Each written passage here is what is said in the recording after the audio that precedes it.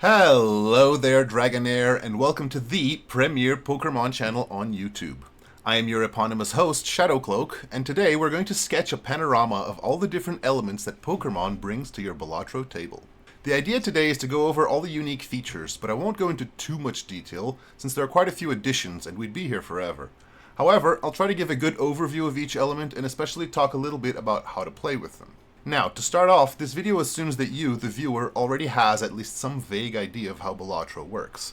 In case you don't, fret not, for we have a video going over the main game and how it works. The link will be in the description below. Also in the description below, you'll find a link to the page where you can download the Pokémon mod from, and you can get Balatro on Steam as you'd imagine. Before we get started on specifics, it's important to highlight that Pokémon is being continuously added to, so by the time you watch this, other additions may have already been made. Even then though, I'll be posting a video going over the changes every time a new major patch comes out, so you can check those out if this video has been out a while already. Another thing to touch on is that I won't be talking too much about the Jokers themselves here, aside from a few examples I'll use. I'll be going into detail on them in the future, in the form of both videos about specific Jokers and things like tier lists and so on. Do subscribe to make sure you won't miss those. Anyway, that's enough jibber jabber. Let's talk about the unique features of Pokermon. To kick things off, let's discuss one of the defining features of Pokémon, evolution. In regular Balatro, while there are some scaling Jokers whose scoring will increase as you play, Jokers largely stay the same. Even with the scaling Jokers, the effect is always the same, it's just proportional to how many times you've triggered it. In Pokermon, however, many of the Jokers can evolve, just like their counterpart Pokémon. Since there are no levels in Balatro though, you can evolve your Jokers through simple time. For example, the Joker will evolve automatically after n rounds. Through meeting a certain condition a number of times. For example, the Joker will evolve after you play 8 full houses. Or through using a specific evolution item. Evolution in Pokermon will give a boost to whatever effect the Joker has, and it will also usually grant additional effects, though while the numbers will be different, the function of the Joker will largely remain the same. Our example here, Squirtle, gives you an additional hand and some chips scoring. Wartortle will give you even more chips, and Blastoise will add a flat chips bonus. In the end though, this evolutionary line's function is always about providing an additional hand and a bunch of chips. A few evolutions will change the Joker's function. Larvitar and Pupitar, for example, add chips to your card's scoring, but Tyranitar will drain those chips to add X Molt. However, most of the Jokers do in fact retain their main function as they evolve. What this means in practical terms is that one of the big differences between Pokermon and regular Balatro is that Jokers in Pokermon tend to have more powerful effects generally, but you also have to jump through more hoops in order to get them there. While in regular Balatro you can sometimes find Jokers that will immediately boost your scoring significantly, in Pokermon those Jokers take more of an investment and they won't do much if you're unable to scale them. In other words, in Pokermon, it's easier to set up an early game which will guarantee for the most part a win, but it's also much harder to get bailed out by the right Joker in the later rounds if you aren't able to set up well. Another core feature of Pokermon is that the Jokers use Energy, a new game piece that you can find in the shop and in Pocket Packs, which are the new type of booster pack added in Pokermon. Pocket Packs are generally used to find items, but each Pocket Pack will also contain one energy of a random type. Energy is pretty simple in that it basically powers up the effects of your Joker. Effectively then, this is another aspect of the scaling element of Pokermon. Using the same Joker for this example, Blastoise goes from plus 120 base chips and plus 25 chips per hand with 0 energy to plus 228 base chips and plus 40 chips per hand with a 3 energy. 3 energy, by the way, is the game's base limit for each Joker, but that limit can be increased by different effects. How much each energy card will scale depends on which element the Joker cares about. So one energy card will give a 30% increase in flat chips, but only a 5% increase in scoring X Molt. I'll be putting out a video on energy scaling in the near future, so no need to worry about the detailed numbers. Just keep in mind that the different elements scale at different rates. Of course, some Jokers have more static effects or effects unrelated to scoring, so energy cards can't be used on those. Natu, for example, doubles up your planet cards, so there's no way to make that scale at a reasonable level. The big catch with energy is that it has to align with the Joker's type, which is another new element in Pokermon. They largely follow the conventions of the original Pokemon, but they only have one type at a time, and some of the types were folded into other types to keep the number more manageable. In order to boost your Blastoise's scoring, in our example, you have to find a water energy specifically. The exception to this rule is colorless energy, which can be used on any Joker, but it only adds half the boost if used on a non-colorless Joker. With Blastoise then, each water energy will add plus 30% to its base chips, but a colorless energy will only increase it by 15%. In my experience, using colorless energies on non-colorless jokers is usually not worth the hassle, though it is worth noting that it's not trivial to get to 3 energy for each joker, and half of something is still better than none of it.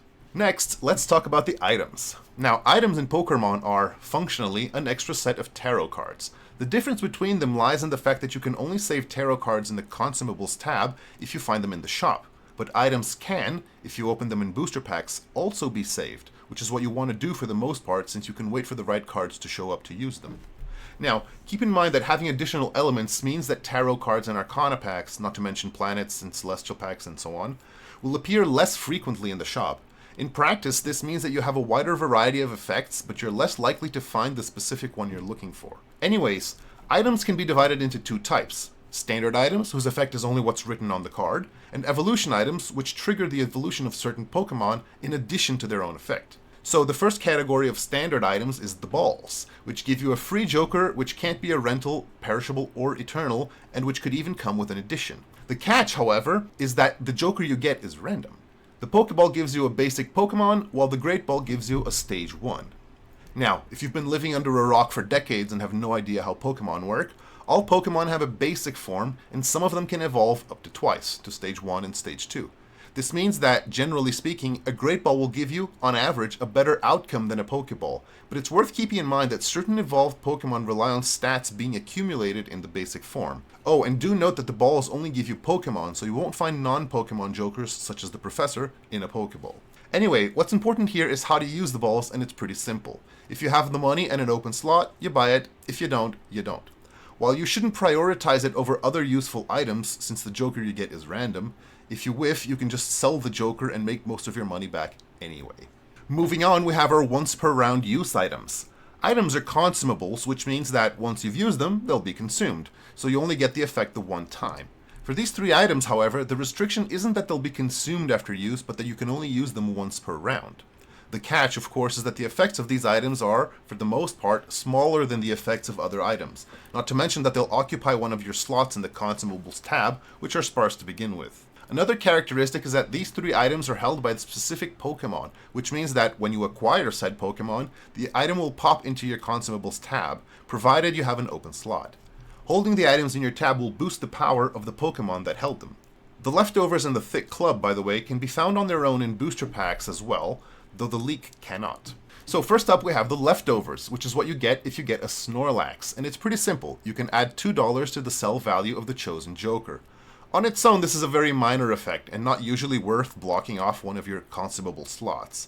For most builds, it's just not worth the hassle, especially since Temperance cards appear less frequently in Pokermon. However, things do get interesting if you have one of the jokers that care about sell value, such as Electivire or Dracloak, and you do need to keep the leftovers if you're using Snorlax, since it only grows with the leftovers in the tab. Next up, we have the Thick Club, which is held by Cubone. Every time you use it, it'll permanently add plus 10 chips to the score of a chosen card. Like with the leftovers, this is such a minor effect that it's usually not worth the slot, but Cubone/Marowak uses it well, and certain jokers do appreciate the extra chips on scoring, such as Tyranitar. Finally, we have the Leak, which is held by Farfetch'd, and it gives you a 50% chance of adding an addition to the Leak until the end of the round. This might give you a little extra bump in the early rounds, but since scoring in the Consumables tab is applied last, it loses its value pretty fast, if you even get an addition to start with. However, it can give you a bunch of money with Farfetch'd, and you can't even get a Leak without one anyway. The next type of item is the Type Changers. Whenever these items are used, they'll turn the chosen joker into a given type. First up is the Terra Orb, which will simply change a joker's type. Unless, that is, the chosen joker is already of the given type, in which case it'll energize the joker instead. The Terra Orb type is always random, though it'll change every hand you play if you keep it in the Consumables tab, in case you're looking for a specific type. Since there are so few jokers that actively care about types, this is going to be effectively the same as an energy card, but it can be pretty useful if you happen to have one of those jokers. Next is the Metal Coat, which is always going to change the chosen joker's type to metal. Note that this isn't optional, so if you want the effect, one of the jokers has to become, or be already, metal. However, that's irrelevant in most situations, and the effect of the item, creating a steel copy of the chosen card, is very strong. Note that it creates a copy, so you get to keep any seals or additions that are already on the card, not to mention whatever scoring bonuses the card already has. Another thing to keep in mind is that it adds an extra card to your hand, meaning that the next time you draw in the round, you will draw one less card. Generally, you should always take metal coats, since not only do they help you with your scoring, they also help you to create additional copies of whatever rank or suit you're building around. Of course, there are situations when you can't use steel cards very well, but even then, you almost always want more copies of the cards you're playing. The last type changer is the Dragon Scale, which obviously changes the Joker's type to Dragon, though the only card that cares about that type specifically at the moment is Seadra, which needs to become a dragon in order to evolve. Anyway, in addition to that, the Dragon Scale will give you up to 3 random item or energy cards. That might sound pretty good at first, but the odds that you'll actually get something useful for your build are pretty small, so the Dragon Scale at first glance isn't worth the bother. It also says up to 3 cards, but your Consumables tab only has 2 default slots, so you get even less value. However, if you have the money and the open consumable slots, you also don't have much to lose by using the Dragon Scales, since you can just sell the items or the energy for the $4 that the scale cost originally. Finally, we have all the standard items which don't fit in a specific category, the first of which is the Twisted Spoon, which is simply the item/energy equivalent of the Fool for Tarot/Planet cards, in the sense that it creates a copy of the last used item or energy card. It's a pretty straightforward item. You'll use it when you want another copy of whatever it is you used last, and if you have a slot, you'll save it for when you find a good item. If you're in doubt as to which item or energy you used last, you can use the same trick as with the Fool. That is, just hover over the Twisted Spoon in your collection and it'll tell you. Next up is the Heart Scale, which, unlike most items, can't be found in the shop or in booster packs. The only way to get a Heart Scale is to grab yourself a Love Disc, which always holds one. The scale, however, does work like the other items in the sense that you can get another copy with a Twisted Spoon and so on. What does it do? Well, it functions basically like a death card, that is, it turns one card into a copy of another card, with the difference being that the Heart Scale turns both cards into hearts. Sometimes this is good, sometimes this is bad, but most of the time it's pretty irrelevant. However, death cards are always welcome, and Heart Scales are no different. If you have an open Joker slot, it's worth picking up a Love Disc and selling it just to get the Heart Scale. Last but not least, among standard items, we have the Miracle Seed, which is also pretty straightforward. It turns the chosen card into a seed card, which will eventually become a flower card. We'll go into more detail on seed and flower cards when we talk about enhancement, but the gist of it is that flower cards can be very powerful, but they require a specific set of circumstances to be useful. If you are in those circumstances, though, the Miracle Seed helps. You can also just use it to get $15 at some point down the line, since you get that cash when seed cards turn into flower cards. The other type of item we have is the evolution items, which trigger certain Pokemon's evolution when used. Keep in mind that these items force evolution if the specific Pokemon is in your Joker tab, so if you don't want them to evolve for whatever reason, don't use the item. Using a Water Stone will evolve your Eevee into a Vaporeon, even if you're looking to turn it into something else. So, first up is the Moonstone, which is pretty meh on its own. When you use it, you get a 50% chance of increasing the rank of the selected hand. That's not a very high value proposition, but you also don't have much to lose, so it's the kind of thing you'll use if you have nothing better to do with the money or the slots. Next is the Sunstone, which turns the 2 chosen cards into wild cards and randomizes their rank. For the most part, you'll want to use it when you're trying to do flushes or flower cards, or when you have jokers that care about wild cards themselves. Otherwise, it's usually not worth the risk of having those cards disabled in 4 different boss blinds. You can, however, use the Sunstone if you're desperate for more cards of a specific rank, since the Sunstone does randomize the ranks of the cards. The odds you'll get what you want are pretty small, but if you're not going to use those cards anyway, might as well. The next evolution item is the Water Stone, which is like a Hierophant that only turns one card into a bonus card. The upside is that, unlike the Hierophant, you can use it on a card that already is a bonus card to give a boost to the effect. Having a bonus card isn't that big of a deal for most builds, but as is usually the case, you'll do it if you have nothing better going on, and there are certain builds that can take advantage of having certain cards trigger a lot of chips. In the theme of the item itself reflects the mechanic, we have the Leaf Stone, which gives each card in your hand a 1 in 3 chance of becoming lucky, regardless of whatever enhancements they might already have. This item is particularly good in the earlier portions of the game, since most of your cards will be unenhanced, but it can be a bit tricky when you want to keep the enhancements that you already have, and sometimes you'll just whiff.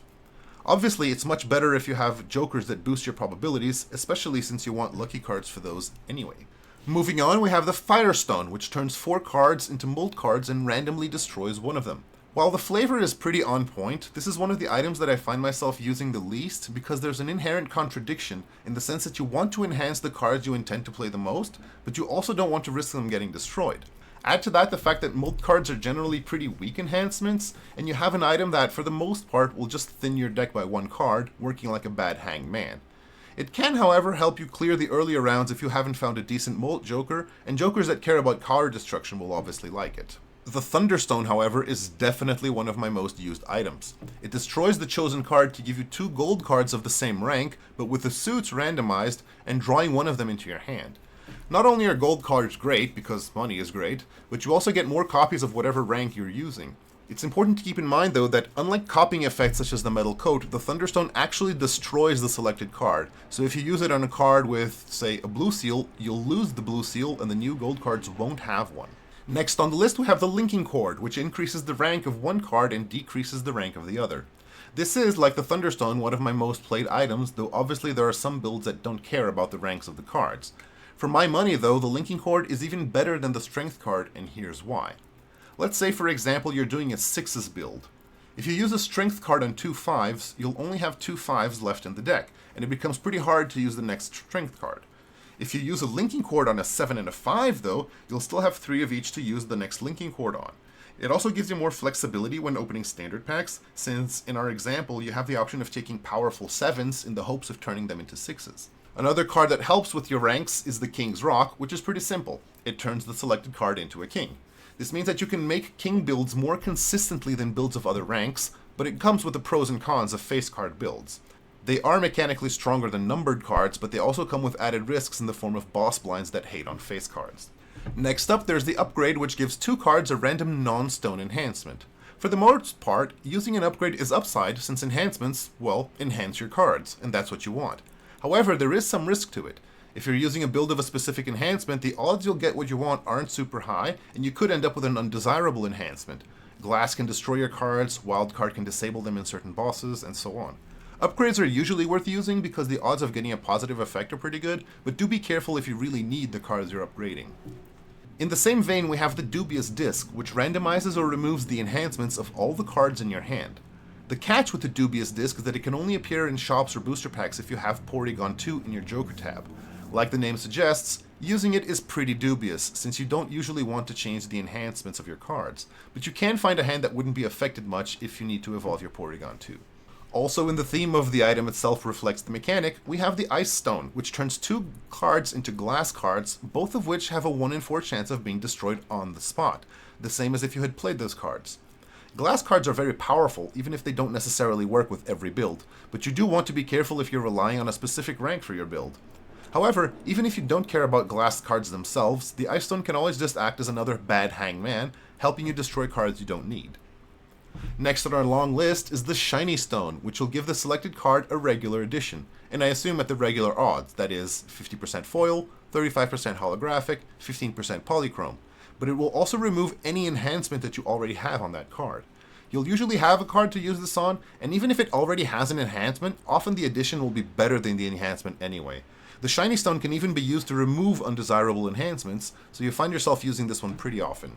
Next, we have the Prism Scale, which turns 4 random cards in your hand into the suit of the selected card. The Prism Scale, then, is mostly used to get flushes of a given suit, though note that it doesn't automatically guarantee you'll get a flush as is, because it can randomly choose other cards which are already of the desired suit, and it doesn't guarantee you'll hit the desired ranks if you're going for straight flushes and so on. If you're not doing any kind of flushes, you shouldn't care about this too much, especially since it only evolves one Pokemon, which obviously already cares about flushes. Moving on, there's the Dawnstone, which will give you cash equal to the value of the next played hand. Thus, if you score a raw pair, the Dawnstone will give you $4, a raw straight will give you $8, and so on.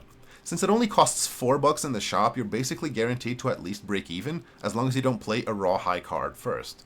Money is always good, but it might not be worth taking if you need to play some high card hands as discards to get to your one-shot hand. Next is another money item, the Duskstone, and it's a little bit convoluted. If you use it straight up, it'll give you $4 for each Joker you have, but it'll also drain each Joker of $1 in sell value. However, if you keep it in your Consumables tab for 3 or more rounds, you'll avoid the drain and only get the cash. For the most part, the trade-off is worth it, especially in the early game, but do keep in mind that it will reduce the value of future temperances, and you obviously don't want to use it when you have a Pokemon that cares about sell value. Whether you use it or not will depend on the context, but don't underestimate the cash boost. And then finally, we have our last item, the Hardstone. It works effectively the same as a tower card, with an added bonus of plus 10 chips for each Earth Joker you have. Since Earth Jokers are usually the ones that care about stone cards, that's just gravy. It's a pretty straightforward item. If you can use stone cards, go ahead. If you don't care, don't bother. Moving on from the items, the Pokermon mod adds 2 seals to the standard 4. The pink seal creates an energy card of a type you currently have, as long as the card scores in the first hand of the round. Since energy helps your scoring, the only situation where it's not worth playing the pink seal card on its own is if you need all your hands to survive the round, so it can be worth picking up even if you're not interested in the suit or rank. It can be pretty awkward with blue seals though, since the pink seals will trigger before the blue seal, so you might not have room for the planet card. The other new seal is the silver seal, which creates an item and then discards itself after the next hand scores. Note that the discard happens after scoring but before the round ends, so steel cards will trigger before the discard, but gold cards won't. Thus, unless you need the steel card for further hands, it's usually worth it to go for it, since it's a value generator, and of course, don't put it on your gold cards. As far as editions go, we only have one edition, and that is the Shiny Edition. What it does is that the Joker will give you one additional booster pack per shop, which almost always means a 50% increase in booster availability. Even if you don't have a ton of money, just having more options in the shop is already pretty significant, so Shiny Jokers can be worthwhile as value generators, even if you don't care about their effect. However, the really cool thing about the Shiny Edition is that it adds a whole new minigame to the mod in the form of shiny hunting, which is a Pokemon staple. It's just another example of the terrific job that InertStake and the community have done with regard to translating the mechanics of Pokemon to Balatro. Next, we have 3 new enhancements, Hazard, Seed, and Flower. Hazard cards are like stone cards in the sense that they have no rank or suit, but are different in the sense that they don't add any scoring whatsoever if they're played. Hazard cards are, like gold and steel cards, meant to be kept in your hand, and various jokers will interact with those hazard cards held in hand in different ways. The big catch is that hazard cards also have a 1 in 3 chance of being destroyed at the end of the round, which can be good or bad depending on what you're trying to do. The other thing about hazard cards is that, unlike other enhancements, there are no consumables or other effects which can turn your cards into hazard cards.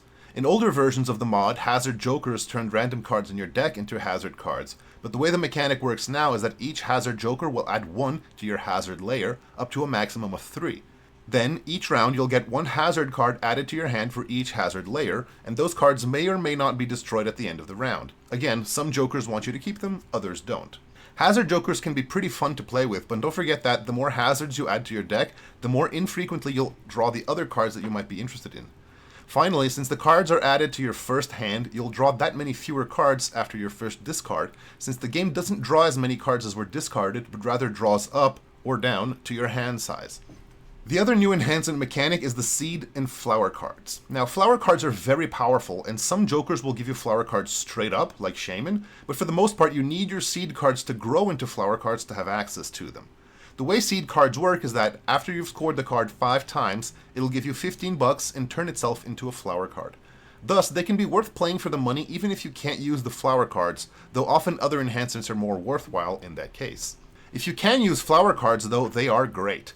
Each flower will give you ×3 molt when triggered, which is 50% stronger than even a glass card, and which doesn't even run the risk of being destroyed.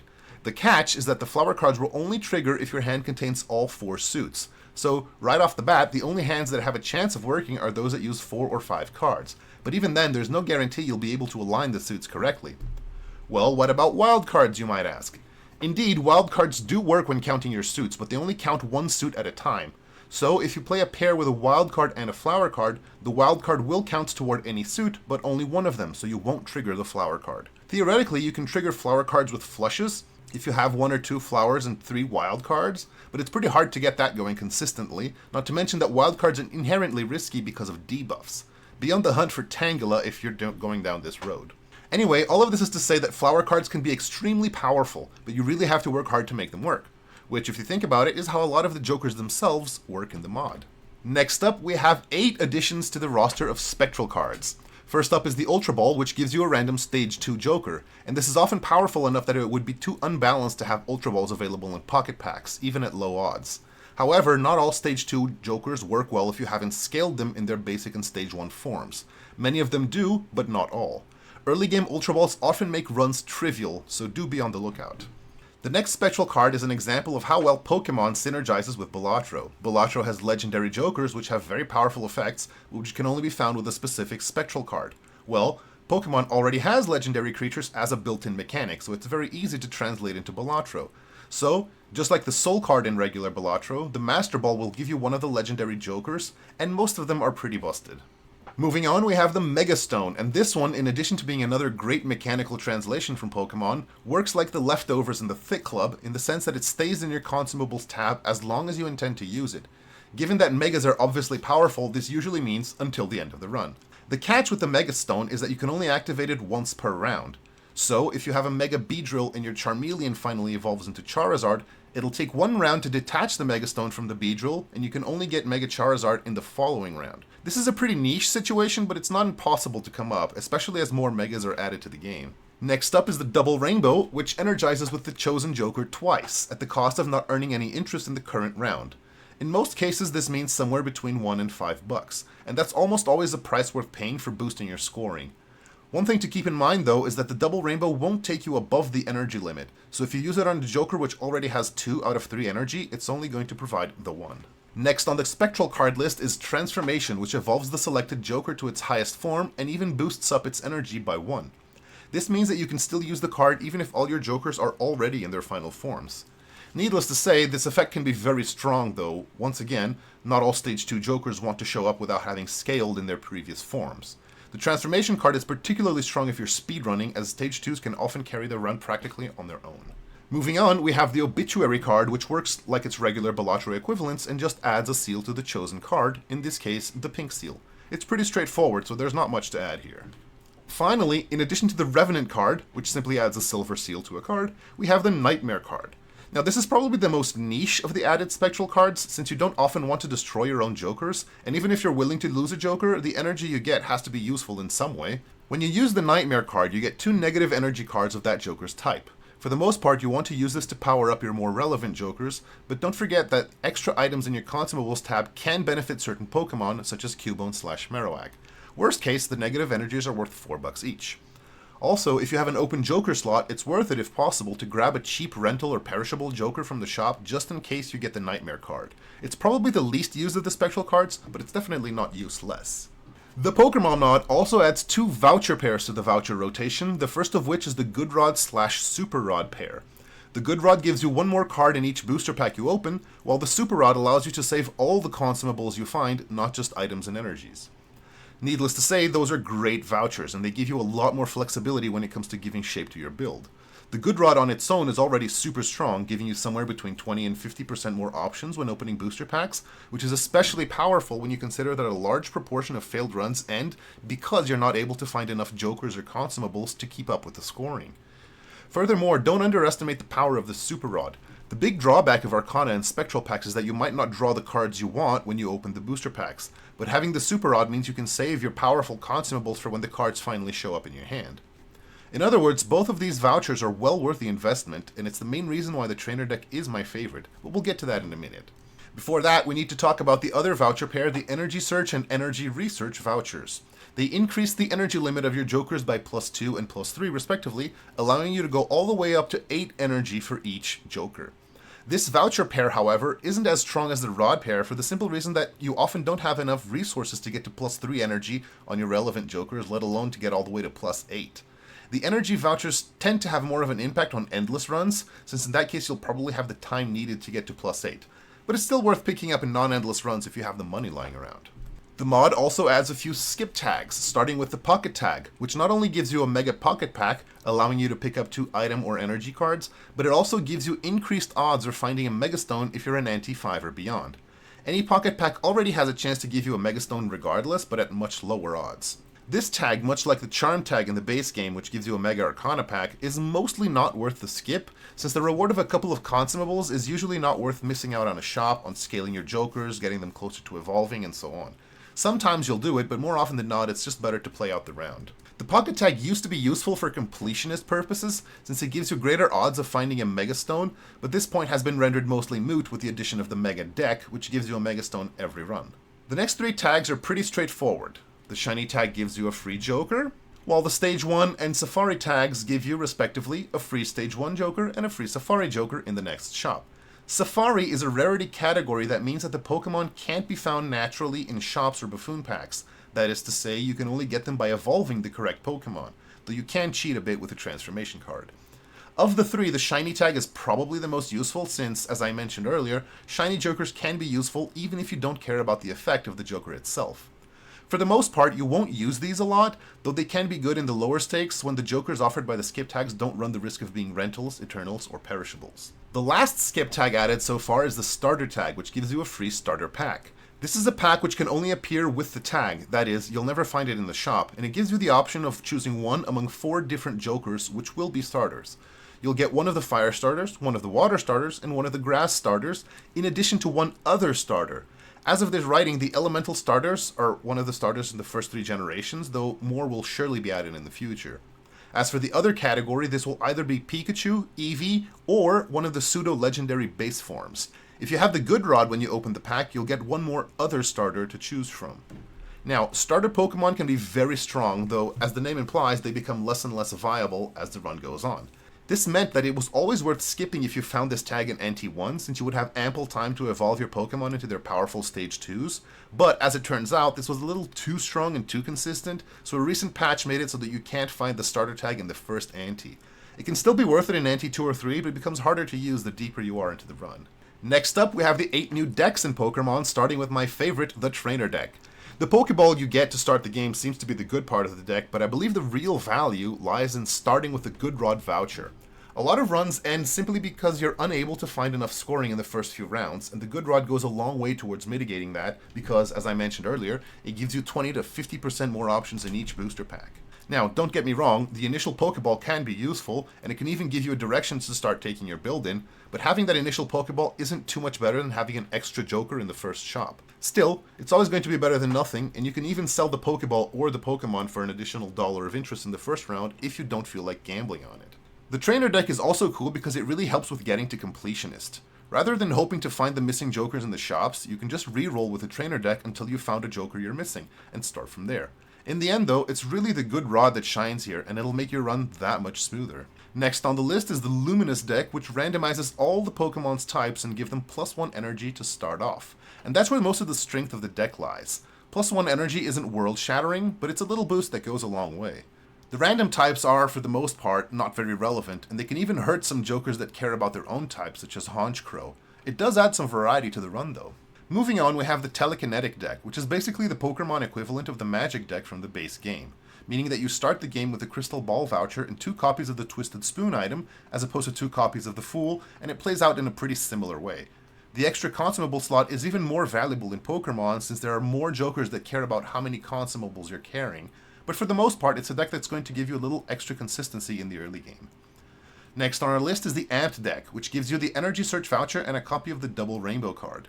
As I mentioned earlier, the Energy Search Voucher isn't quite as strong as the Good Rod Voucher, and it's going to be a blank in the early portions of the game. In many of your runs, you won't even get to 3 energy, let alone 5. The Double Rainbow is pretty good though, and getting it to start the game means that it ends up being pretty cheap. Those were the 4 decks that Pokermon initially added to the game, but a recent patch has given us an additional 4 new decks, the first of which is the Future deck, which provides a passive +4 Foresight, and this is a good place to talk about Foresight since it doesn't really fit into any of the categories we're talking about. Certain Jokers, and now one of the decks, give you Foresight, which is a mechanic that lets you look at the top N cards of your deck, where N is your Foresight level.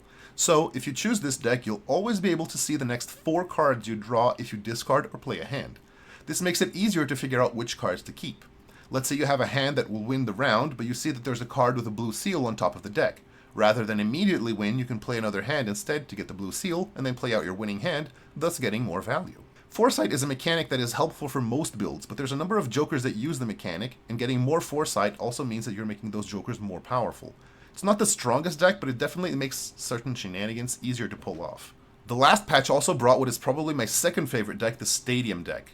This deck gives 8 of your cards a different enhancement each, and that's a great starting point. The enhancements mean that you're more likely to survive the first couple rounds, even if you don't find any decent Jokers. It gives you cards to copy early, it gives you value generators, it's just a great deck all around. Another benefit of the Stadium deck is that certain Jokers require you to have a specific enhancement in your deck before they show up.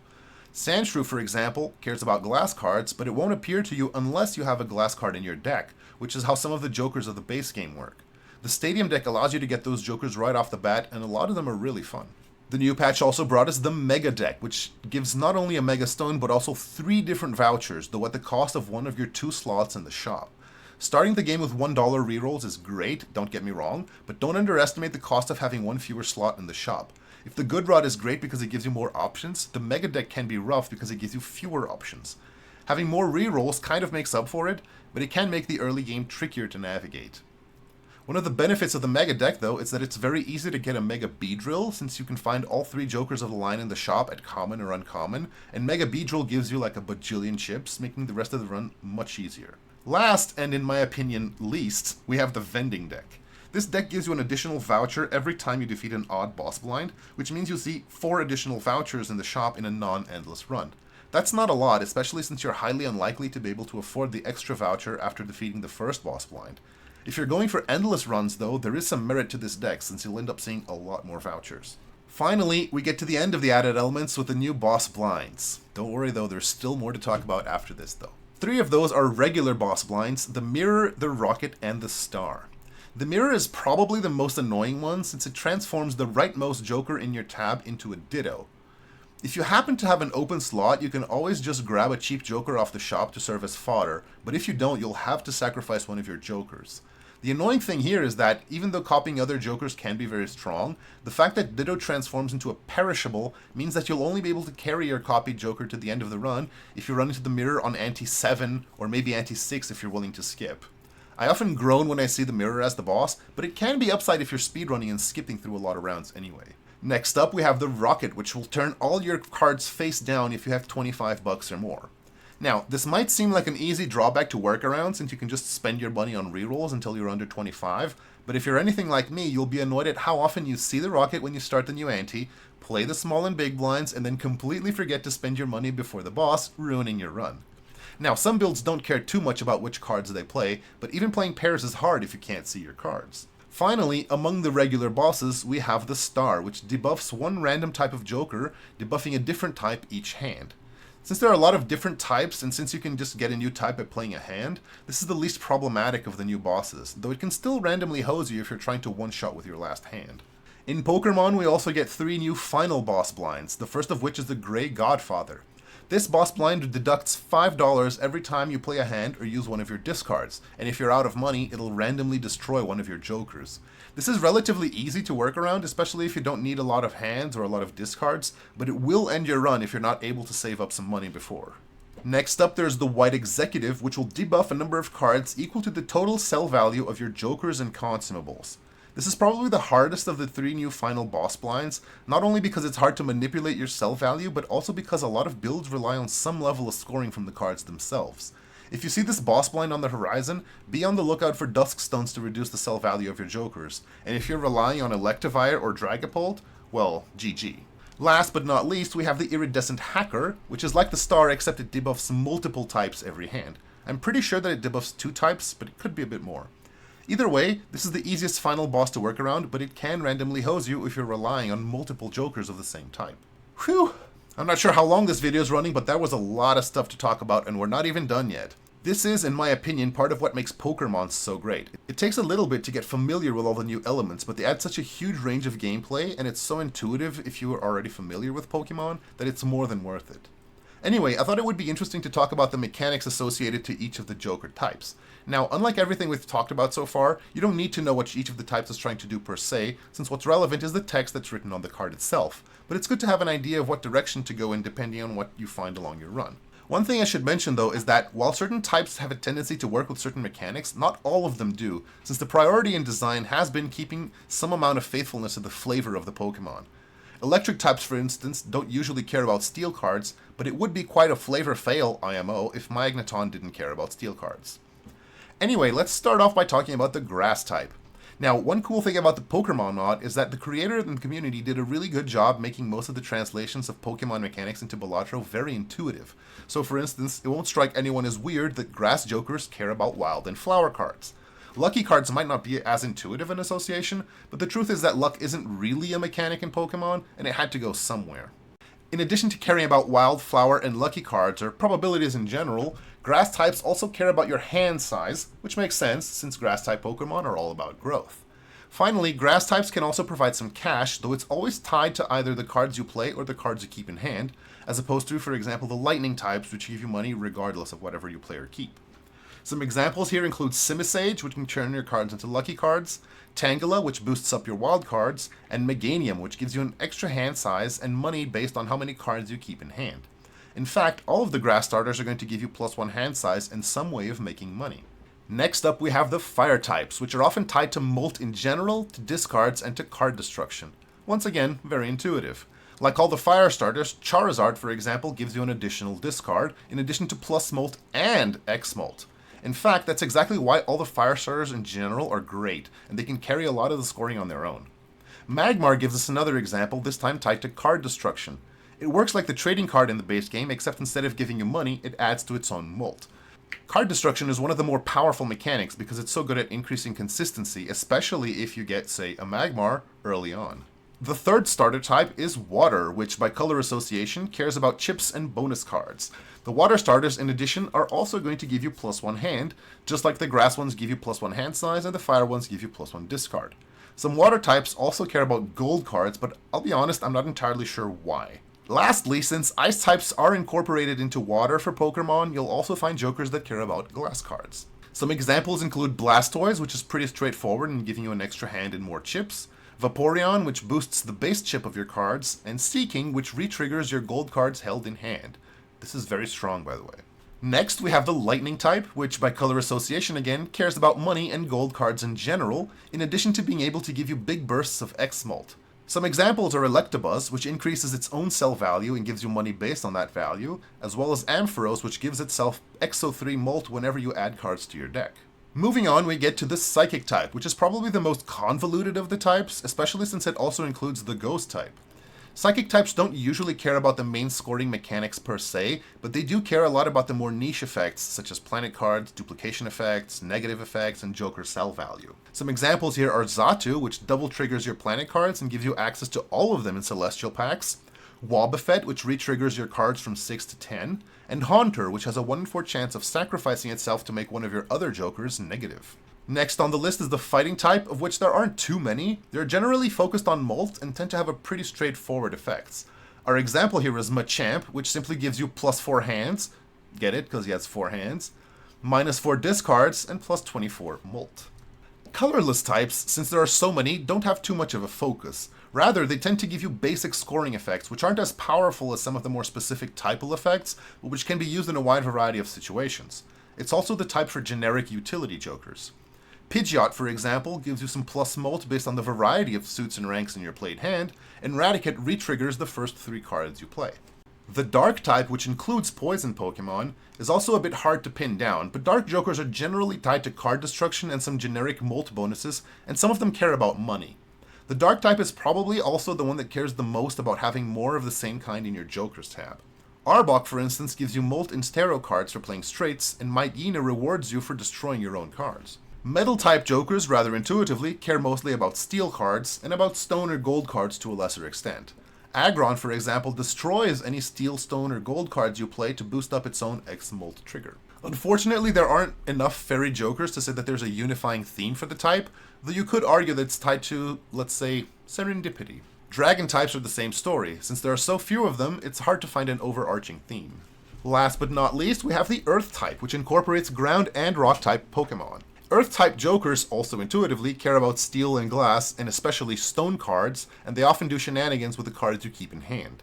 Our examples here are Onix, which turns your cards into Stone cards, and Rhyperior, which boosts up the power of your Stone cards. So here we see some inter-type synergy. Anyway, what I wanted to do here was to give you a general idea of what each type is doing, but there are many exceptions, and what's important is always going to be the effect of the Jokers themselves. Fire, Water, Grass cores, though, are just as good in Pokermon as they are in competitive Pokemon. Another mechanic I thought it was worth talking about is the Nature mechanic. The 3rd generation starters, as well as a few other Jokers, use this mechanic, and basically what it means is that the Joker will choose 3 ranks or 1 suit at random to care about. Those ranks or suit will be different each time you see one of the Jokers, but they stay the same throughout the run once you add them to your tab. Our examples here are Subtile, which boosts your hand size and gives you money when you score the nature cards, and Dustox, which in addition to giving you some base chips, also scores X3 Molt if all the cards left in your hand are of the nature suit. Another mechanic brought over from Pokemon is Baby Pokemon, and the way that it was translated is that the Baby Pokemon will reduce your scoring by giving you X05 or X075 Molt. Normally, you could work around this by putting them to the left of your tab before scoring Jokers, but all the Baby Pokemon are Volatile right. I'll get to the Volatile mechanic in a second, but what it means here is that if the Baby Pokemon isn't the rightmost non-baby one, it will disable itself and thus not evolve, or even give you its effects. To make up for that, each Baby Pokemon will give you something at the end of the round that, upon evolution, will help out the basic form. Azurill, for example, gives you negative Hierophants, and Marill and Azumarill care about bonus cards. Pichu, on the other hand, gives you 10 bucks at the end of the round, and Pikachu and Raichu want you to accumulate cash. Thus, with Baby Pokémon, you're making a small sacrifice now to get a nice benefit later. The ideal approach, then, is to pick them up when you're clearing rounds with ease, but if you're winning by very little, they're probably not worth the risk. As for the Volatile mechanic, I'm pretty sure this has no relation to Pokemon itself, it's just a mechanical feature to make certain Jokers work. The idea here is that Jokers with a Volatile mechanic will only work if they're the leftmost or rightmost Jokers on your tab, depending on whether they're Volatile left or Volatile right. If they're not in the correct position, they will sometimes even debuff themselves, though I should note that for some Jokers, only certain effects are volatile, as opposed to the Joker as a whole. Thus, you have to be a little more careful with Joker placement in Pokémon, and be sure to never pair two Jokers that are volatile on the same side. Another thing to keep in mind is that Jokers that are debuffed won't progress with regard to evolution at the end of the round. So if you want to evolve, say, your Voltorb into Electrode, you actually have to keep it on the left for a few rounds because it debuffs itself before the end of the round, and thus won't tick down the timer. Volatile, then, is a downside mechanic, but it does allow for some Joker designs that would be too powerful otherwise. Finally, to wrap everything up, I thought it would be relevant to talk about starter Pokémon, as well as the Pseudolegendaries. I talked a lot about the starters in the previous section, and they work pretty much as intended. That is, the closer you are to the start of the game, the more effective they're going to be for you. Seeing a Charmander in your first pack is great because it scales really well throughout the game. Seeing one in Ante-6, though, is pretty much a dud, since the bonus you get will be too small at that point, and you won't have enough time to evolve it into a Charizard. Pseudo-Legendaries take a very long time to get to their final forms, and the bonuses they do provide along the way are either hard to get or not very significant. If you are able to do the work, however, they more than pay you off. Our example here is Dragonite. It takes at least 35 hands played for you to get from Detini to Dragonite, so not only is it going to take a while, it's going to eat up a lot of your money since you'll have very few, if any, leftover hands. However, once you do get to Dragonite, it's smooth sailing, as all it takes is a couple of glass or holographic cards and you're good to go. Well, finally, we come to the end of our needlessly long overview of all the unique features of Pokémon. As you can see, it's a lot, definitely, but if you're minimally familiar with Balatro, everything is very intuitive, and even if you aren't, any knowledge of Pokemon is going to help you figure out in which directions to go. As I mentioned earlier, I'll also be posting a video every time a new major patch comes out, so everyone can keep up with any changes that are made to the mechanics, though, in general, the principles I've outlined here should always apply. So, thank you very much for your attention, and I hope that I've made a good case that Pokermon can make Balatro easier to learn if you're familiar with the Pokemon mechanics. I cannot recommend this mod enough for lovers of both Balatro and Pokemon. If these videos encourage just a few people to try out the mod, or try to get better at it, I'll feel like my mission was accomplished, but I'll keep bringing you new Pokémon content anyway. If you want to help out this currently fledgling channel, likes, comments, and subscriptions would be very, very much appreciated, and do let me know if you feel that these mechanics we went over are a good translation of Pokemon into Balatro. Do also let me know if there are any specific Jokers or other mechanical elements you'd like to see a full video on. Thanks very much again for watching, and I will see you later, Feraligatr.